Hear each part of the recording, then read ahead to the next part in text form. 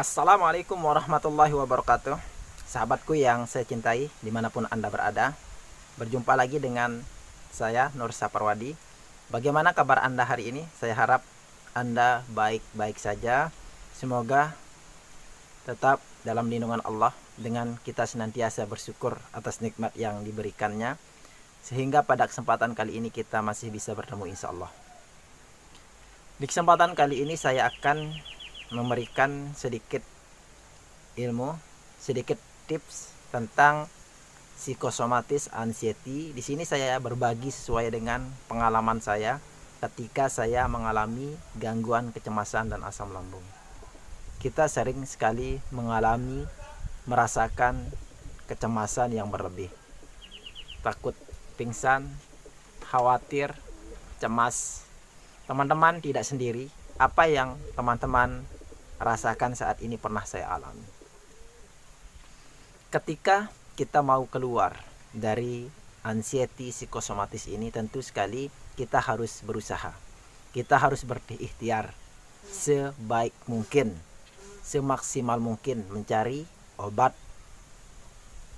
Nah, kadang kita yang mengalami kecemasan ini sering sekali kita selalu memikirkan hal-hal negatif, cemas yang berlebihan, sulit tidur, dada rasanya panas, dan masih banyak sensasi yang kita rasakan.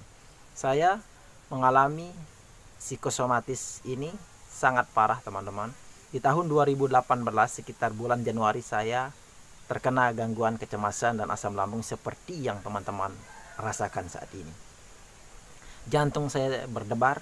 Setiap saya bangun tidur, jantung saya itu berdebar kencang, sehingga itu yang membuat saya itu semakin panik, semakin cemas, seolah-olah kita akan mati. Tapi sejatinya itu hanyalah sensasi. Tapi jika teman-teman bisa mengontrol sensasi yang ada itu, maka teman-teman itu akan tenang. Karena sejatinya ketika kita tenang, maka kita akan semakin enak. Karena orang yang memiliki asam lambung, dia semakin stres, semakin banyak pikiran, semakin cemas, itu akan mengakibatkan asam lambung itu naik ke kerongkongan, sehingga itu akan bisa mengakibatkan dada rasanya panas, tenggorokan rasanya tercekik.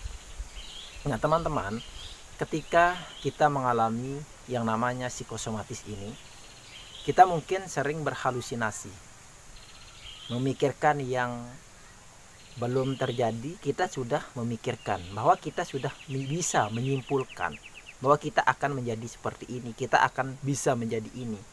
Cita-cita kita itu mau menjadi apa, kita sudah mampu menyimpulkan sendiri.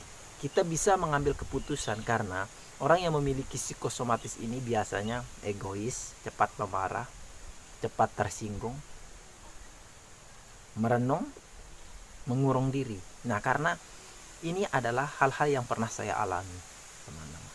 Tapi apakah itu bisa disembuhkan? Sangat bisa. Tergantung dari bagaimana cara teman-teman itu bisa menyikapi dari setiap sensasi yang teman-teman rasakan. Antara halusinasi dan sensasi ini sama-sama berkaitan erat satu sama lain. Ketika kita memiliki kecemasan yang berlebih, anxiety disorder ini, kita berhalusinasi, kita merenung. Mulai saat ini teman-teman, jika mau keluar dari anxiety disorder ini, psikosomatis ini, stop. Dengan cara apa? Kita harus bisa melakukan aktivitas positif. Kita harus bisa sosial. Kita harus mencari orang-orang yang bisa dipercaya untuk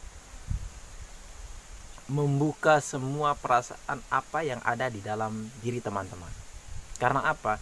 Ketika orang yang memiliki anxiety disorder, jika dia tidak memiliki teman untuk ngobrol, untuk curhat, maka itu akan memperparah keadaan teman-teman.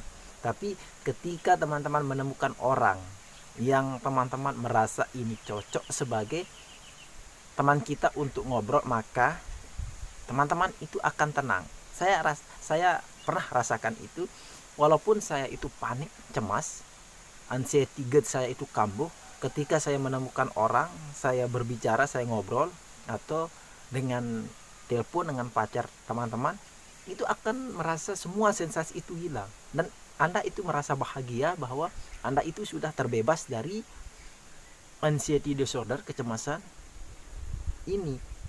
Nah, itu adalah hal-hal yang sangat baik untuk terapi mengatasi anxiety disorder. Memang tidak bisa disembuhkan dalam waktu yang 1 minggu, harus butuh proses, harus terapi. Kadang karena apa? Orang yang memiliki anxiety disorder ini bertahap. 1 bulan memang sensasi itu tidak muncul, tapi 2 bulan kemudian sensasi itu muncul, tidak apa-apa. Jangan panik, jangan takut, karena itu adalah sisa daripada sakit yang teman-teman rasakan. Ini penyakit ini lebih berat dari penyakit fisik yang kita rasakan, karena kita diserang hanya pikiran, hati kita, jiwa kita. Nah, itu adalah sangat menderita. Ketika teman-teman mau keluar dari itu, maka lakukan hal-hal positif. Banyak sekali hal-hal di sekitar teman-teman yang bisa teman-teman lakukan, terutama ngobrol dengan teman-teman, keluar rumah, mencari tempat orang bermain, mencari kawan-kawan yang bisa diajak ngobrol. Jangan ketika Anda mengurung diri, merenung, berada di dalam kamar, takut keluar, itu akan membuat teman-teman itu sulit sembuh dari GERD dan anxiety. Itu saja sebenarnya. Banyak sekali ada kegiatan-kegiatan positif di lingkungan remaja, kegiatan positif di masyarakat. Semua diikut, walaupun nanti memang di tempat keramaian itu teman-teman itu jantung teman-teman itu berdebar, keringat dingin, kaki tangan itu keringat.